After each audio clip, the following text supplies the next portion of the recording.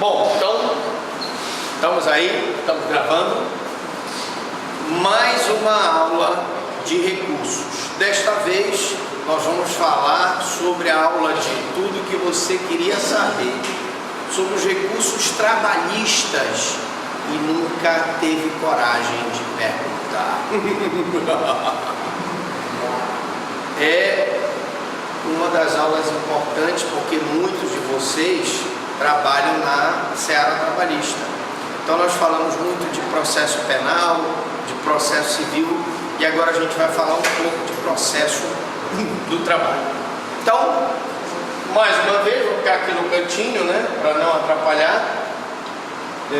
Vocês já sabem, eu sou Franklin Lobato, especialista em Direito Penal e Processo Penal pela Estácio de Sá, mestre em Ciências Jurídicas e Políticas pela Universidade de Coimbra, doutorando pela Universidade de Salamanca em Governança Global Estado de Direito. Com a tese, que futuramente será um livro, Como o Ministério Público pode combater a corrupção no Brasil. É possível? É impossível? Aguarde, o livro está vindo aí. Bom, mas nós vamos falar nessa aula sobre recursos trabalhistas, uma aula muito importante. Nessa aula nós vamos falar do recurso ordinário, do recurso de revista, dos embargos de declaração, do agravo de petição, do agravo de instrumento, do agravo regimental e do agravo interno, né?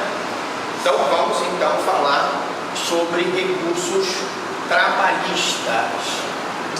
Bom, gente, primeiro o recurso ordinário. O recurso ordinário, para quem não sabe, é como se fosse o recurso de apelação no processo trabalhista. Então, ele tem um fundamento no artigo 895 da CLT, que diz que das decisões da vara do trabalho caberá recurso ordinário. Sentenças da vara do trabalho caberá o recurso ordinário. Qual a finalidade desse recurso ordinário?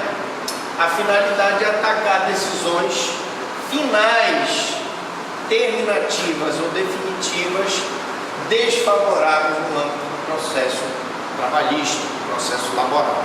É lógico que se a decisão não tornar o reclamante ou o reclamado sucumbente, ele não poderá interpor o recurso ordinário. A primeira regra aqui é dizer que essas decisões finais, terminativas ou definitivas, desfavoráveis, significa que ela gerou uma sucumbência no todo o empate para o reclamante ou para o reclamado no processo trabalhista. Ok? Bom, ele submete-se o recurso ordinário ao juízo ad quem? O reexame da matéria fática e de direito. Então aqui, também seguindo o mesmo raciocínio que nós expusemos para vocês quando falamos na aula de apelação, o recurso ordinário trabalhista, que equivale à apelação do processo civil, ele vale para ele o tanto devoluto quanto apelado, ou seja, ele devolve a matéria de fato e de direito. E cabe aqui um juízo de admissibilidade, que vai ser feito pelo juiz do trabalho, da vara do trabalho, e do tribunal regional, que vai apreciar essa demanda trabalhista. Hipóteses. Professor Franklin, quais são as hipóteses de cabimento do recurso ordinário na seara trabalhista?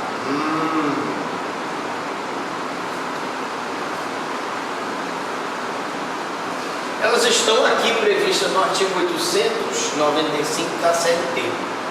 E essas hipóteses não são taxativas, porque ela tem aplicação subsidiária do artigo 1013 e seus parágrafos do CPC, que é o novo Código de Processo Civil, e possui apenas efeito devolutivo, ou seja, apenas as matérias objeto de impugnação é que serão devolvidas ao tribunal. É o famoso tanto devoluto quanto apelado. Então, eu tenho hipóteses de sentenças terminativas ou definitivas que geraram uma sucumbência para o reclamado e elas dão ensejo ao recurso ordinário trabalhista. Recurso ordinário trabalhista. Vamos então falar do efeito devolutivo em profundidade, que é o que prevê o artigo 515, parágrafos 1º e 2º do CPC, o antigo CPC, e a súmula 393 do TST, Tribunal Superior do Trabalho. O que diz? O efeito devolutivo aqui, que devolve ao Tribunal Regional do Trabalho a apreciação da matéria de fato e de direito aqui no processo trabalhista, ela é feita em profundidade no recurso ordinário. É o que se extrai do artigo 1013 do novo Código de Processo Civil de 2015, porque ele transfere ao Tribunal do Trabalho a apreciação dos fundamentos da inicial reclamação trabalhista ou da defesa, contestação, e são examinadas pela sentença, ainda que não renovados em contrarrazões, desde que relativos ao capítulo impugnado. Então aqui, a senhora que está me olhando assim, um negócio assim, vai me perguntar assim, mas professor Franklin, afinal de contas, isso não seria um julgamento extra-petita pelo tribunal? Porque aqui o senhor está dizendo, aliás, não sou eu que estou dizendo, tá? É o próprio Código do Processo Civil, que a apreciação dos fundamentos da inicial da defesa, não examinados pela sentença, ainda que não renovados em contrarrazões. Mas se eles não foram examinados na sentença, eles não teriam que ser renovados na contrarrazão para serem apreciados? Existem coisas que não necessariamente precisam ser renovadas nas contrarrazões e são apreciadas. Por exemplo, nulidades processuais. Nulidade absoluta, ela tem que ser apreciada, porque ela não se convalida. Violou a ordem pública, por exemplo, nós vimos na aula passada, indeferimento do depoimento de testemunhas tempestivamente arroladas. Violou a ordem pública, gente. O juiz de segundo grau, ainda que não seja por esclarecimento do objeto das contrarrazões, deve apreciar essa matéria. Outra questão: prescrição, perempção, decadência, coisa julgada, litispendência, todas aquelas questões incidentes, violação de uma súmula vinculante, violação de uma súmula, enfim, situações que deverão ser apreciadas. Então, estou mostrando para vocês que mesmo que não sejam examinadas pela sentença e ainda que não sejam renovadas em contrarrazões, eu vou ter a apreciação dessas questões. Porque aqui eu tenho o que a gente chama de efeito devolutivo em profundidade. Devolve-se em profundidade a análise do recurso ordinário para o tribunal. Ok? 2. Se o processo estiver em condições, o tribunal, ao julgar o recurso ordinário, deverá decidir desde logo o mérito da causa, nos termos do parágrafo 3º do artigo 1013 do CPC 2015, inclusive quando constar a omissão da sentença no exame de um dos pedidos. Então veja que, como o processo trabalhista visa a celeridade, se o julgamento estiver em ordem, vai logo deferir esse julgamento, ainda que constatar a omissão da sentença no exame de um dos aspectos dos pedidos que foram feitos por ocasião da reclamação trabalhista. Tá? É possível que o juiz, ao analisar a reclamação trabalhista, tenha dado, por exemplo, férias, 13º, um adicional noturno, as horas extras, mas que tenha esquecido, por exemplo, de analisar a questão da multa do FGTS. E aí o tribunal poderá fazer? Poderá. É um direito do trabalhador que não foi apreciado. Matérias consideradas de ordem pública são devolvidas ao tribunal por conta do efeito translativo. Então, matérias de ordem pública, nulidades absolutas. Violações do contraditório pela defesa. Prescrição, decadência, perempção, litispendência, coisa julgada. Tudo que tange a matéria de ordem pública serão novamente examinadas pelo tribunal por ocasião do recurso ordinário.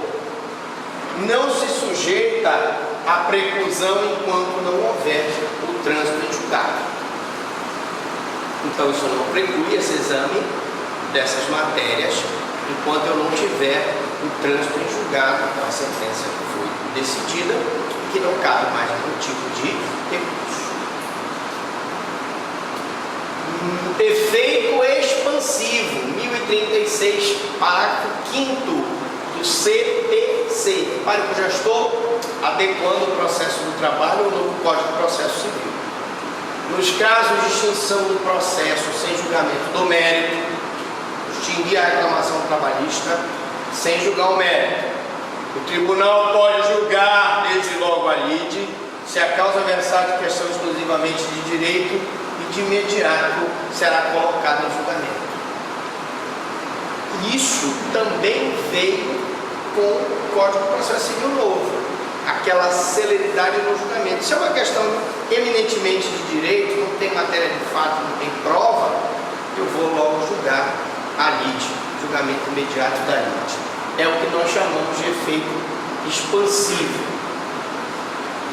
Questão de fato não apreciada na sentença. A pergunta é, professor Franco, se eu tiver uma questão de fato que não foi apreciada na sentença, primeiro, eu posso entrar com embargo de declaração, porque houve uma omissão.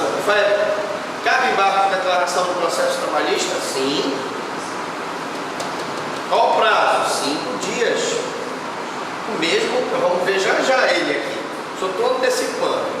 Mas a aplicabilidade do artigo 14 do CPC no processo do trabalho é possível, é só dar uma olhada na súmula 8 do TST, aliás, o processo trabalhista é muito aplicado no processo do trabalho. Isso faculta ao tribunal julgar desde logo a lide mérito se a causa versar de questão exclusivamente de direito. Já vimos isso, é o que chamamos de efeito extensivo, né? E estiver em condições de imediato julgamento, isto é, não houver necessidade de produção de outras provas. Se eu tiver necessidade de produção de outras provas, como depoimento de testemunhas, perícias, aí não é necessariamente exclusivamente de direito, e o julgamento vai ter que esperar até que essas provas sejam produzidas. Mas se a questão é eminentemente de direito, a ordem é para, tanto no processo do trabalho quanto no processo civil, é julgar, colocar logo para julgamento. Carlos Henrique diz, doutrinador, e o Mascaro Nascimento dizem que o conectivo deve ser interpretado como ou seja, o tribunal poderia julgar imediatamente a lide, desde que verifique questão de mérito exclusivamente de direito ou questão de fato sem necessidade de produção de prova. Então o professor pode ter uma questão de fato que também não foi apreciada, mas que não há uma necessidade de produção de prova, que portanto, se não há necessidade de produção de prova, pode ser imediatamente julgada. Por isso que o Mascaro Nascimento diz que a expressão deve ser ou. Vocês conhecem o Mascaro Nascimento? Doutrinador de Direito do Trabalho, não conhece? Então, aqui, me parece lógico que, se a questão for eminentemente de direito, não precisa de produção de prova de fato. Fora. E se tiver questão de fato, sem necessidade de produção de prova, também pode ser antecipado o seu julgamento. O recurso ordinário. Tramitação. Bom, meus amigos, primeira coisa que você não pode esquecer é que no processo trabalhista, ao contrário do processo civil, o prazo para interposição é de 8 dias, dirigido ao juiz prolator da decisão impugnada. Prazo de interposição, regra geral dos recursos trabalhistas é de 8 dias, tá? Dirigido ao juiz prolator da decisão impugnada da data em que ele tomou conhecimento da decisão. Intimação para as contrarrazões em 8 dias, igualdade de armas, né? Tem que ter intimação para as contrarrazões. É possível reexame de pressupostos de admissibilidade? Sim. Eu vou analisar a tempestividade do recurso ordinário. Eu vou analisar a adequação do recurso ordinário. Eu vou analisar o pagamento do preparo do recurso ordinário. Tudo isso, tá? Não conhecimento pelo juízo ACO. Professor, entrei com o recurso ordinário, o juiz não reconheceu, deferiu. Dessa decisão, que ele indefere, uma decisão interlocutória, cabe agravo de instrumento. Repetindo, entrei com uma reclamação trabalhista, o juiz não conheceu da minha reclamação, entrei com recurso ordinário, ele não conheceu do recurso, eu entro com agravo de instrumento. Para forçar a subida do recurso ordinário, destrancar, se você quiser usar essa expressão, destrancar o recurso ordinário. Conhecido pelo juízo, se ele for conhecido, o recurso ordinário, eu vou remeter à instância superior, que é o Tribunal Regional, a distribuição conforme regimento interno. E lá, o que vai ser feito conforme regimento interno? Aquilo que eu sempre explico para vocês aqui em relação aos recursos. Vai para o relator, esse relator é sorteado para a secretaria, o relator é sorteado, esse relator, então, manda para o Ministério Público, se for um processo de ordem pública, a maioria das vezes não é, portanto, vai direto. Ele prepara o voto dele, se é marcada se intima a outra parte para contrarrazoar no prazo de 8 dias, também não vamos ter, então, uma decisão que vai ser proferida por aquela sessão, aquela turma. Indeferido o processamento, aí vamos lá, presta bem atenção, agravo o instrumento que eu usei para destrancar o recurso ordinário, mas ele já estando lá e indeferido o processamento dele, cabe agravo regimental no prazo de 8 dias. Atenção, hein? Agravo o instrumento para decisão interlocutória que deferiu o meu recurso ordinário, agravo regimental para dar seguimento ao recurso já em trâmite na turma recursal. Deferido o processamento, ele tem que ser colocado na pauta para o julgamento. Quais os requisitos? Que tenha sido sorteado o relator, que o relator tenha aberto vistas dos autos para que a parte contrária possa se manifestar no prazo de 8 dias, e aí, meu amigo, não tem mais nada, é só fazer um deferimento para julgamento, conforme estipula. Procedimento sumaríssimo, artigo 895, incisos. Vamos agora falar de um outro recurso muito importante, que é o recurso de revista. Quem aí já estudou recurso de revista? Alguém? Ninguém? Ninguém, tudo que você queria saber sobre o recurso de revista e nunca teve coragem, audácia, petulância de perguntar. Sorri, né? Sorri. Mas estamos aqui. Recurso de revista 896 da série D. O que diz aqui? Prazo para interposição fácil, 8 dias, portanto na mesma linha dos recursos trabalhistas, prazo de 8 dias, a contar da decisão que você pretende reverter. O cabimento contra acórdão de recurso ordinário ou de agravo de petição. Então ele é cabível contra um acórdão do Tribunal Regional que se manifestou sobre o recurso ordinário ou agravo de petição. E nós vamos ver no finalzinho dessa segunda parte dessa aula de recursos trabalhistas. Tá? E o endereçamento à turma do TST. Então prestem bem atenção. O recurso ordinário é encaminhado para o TRT. E o recurso de revista é encaminhado para o TST. Não vamos confundir. Me parece bem lógico aqui, né? Eu tenho um encaminhamento do recurso ordinário para o Tribunal Regional do Trabalho e tenho encaminhamento do recurso de revista para o Tribunal Superior do Trabalho. Tranquilo? Fácil? Bom, agora, professor Franklin, quais são as hipóteses de cabimento do recurso de revista? Quando é que eu posso entrar com o recurso de revista? Essa é a pergunta. Nós temos darem ao mesmo dispositivo de lei federal interpretação diversa da que lhe houver dado outro tribunal regional no seu pleno turno. Professor Franklin, essa hipótese parece muito com a hipótese do recurso extraordinário e do recurso especial. Qual a diferença? Quem consegue ver aqui?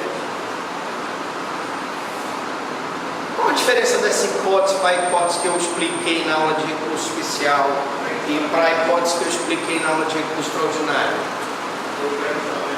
Oi? Não, está bem aqui. No caso do recurso de revista, ele vai ser cabível se houver divergência de interpretação entre órgãos jurisdicionais de jurisdição diferente, no caso entre PRTs. No caso dos recursos superiores,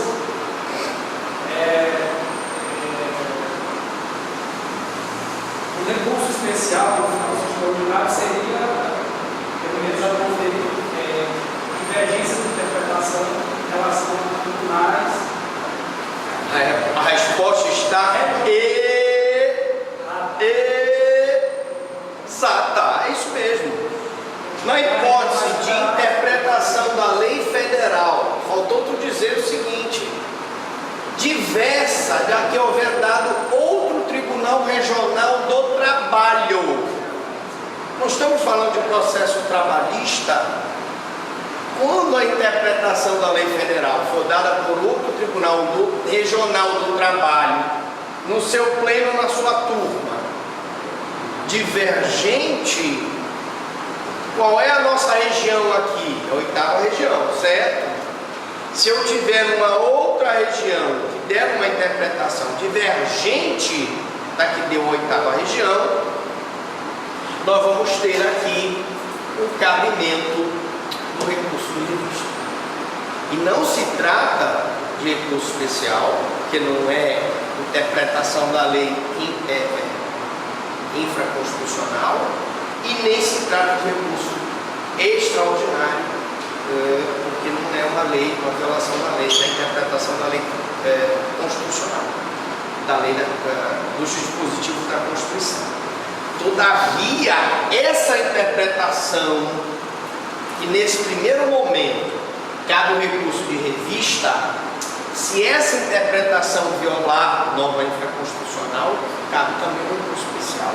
E se essa interpretação violar norma constitucional, cabe o extraordinário. Mas no primeiro ponto, aqui no processo trabalhista, eu vou entrar primeiro com o recurso de revista, para depois entrar com o especial, com o extraordinário. Segundo, ou sessão de dissídios individuais do Tribunal Superior do Trabalho. Eu tenho uma sessão de dissídios individuais e pode decidir contrário, e eu posso usar essa decisão como uma base do meu recurso de revista, ou a súmula de jurisprudência uniforme desta Corte. Eu também tenho súmulas, súmulas vinculantes e decisões, jurisprudências trabalhistas que devem ser respeitadas, e se eu tiver situação, eu posso então me utilizar do recurso de revista. Vamos. Dere ao mesmo dispositivo de lei estadual, a letra B, dere ao mesmo dispositivo de lei estadual, convenção coletiva de trabalho, acordo coletivo, sentença normativa ou regulamento empresarial de observância obrigatória em área territorial que exceda a jurisdição do tribunal prolator da decisão recorrida, interpretação divergente na forma da linha A. Aqui é uma interpretação divergente de lei estadual, convenção coletiva de trabalho, acordo coletivo, sentença normativa ou regulamento empresarial de observância obrigatória. Porque eu dei uma interpretação aqui na 8ª região de uma forma, e uma outra região, uma mesma circunstância, pega aquela convenção coletiva de trabalho e a interpretação é divergente. Isso não pode. Isso é uma desconformidade com a uniformização da jurisprudência, razão pela qual caberá o recurso de revista. Letra C de casa, proferidas com violação literal de disposição de lei federal, ou afronta direta e literal à Constituição. Bom, lei federal, esse dispositivo que você invocou, a violação da lei federal, vai caber no futuro o recurso especial. E se você invocou a afronta direta à Constituição, vai caber o recurso ordinário. Mas no primeiro momento, você vai entrar com o recurso de revista. Por quê? Porque o pressuposto do recurso especial e o pressuposto do recurso extraordinário é que você só pode interpor esses dois recursos especiais se você esgotar a possibilidade recursal existente. E a possibilidade recursal existente me diz que primeiro eu tenho que, nesse caso de violação literal de dispositivo de lei federal ou Constituição, entrar primeiro com o recurso de revista, para depois entrar com o recurso especial e extraordinário. Deu para entender? Tranquilo? Bom, terminou o recurso de revista. Eu não explico normalmente a tramitação do recurso de revista, porque eu estaria repetindo, né? Mas não custa nada dizer que ele é igual ao do recurso ordinário.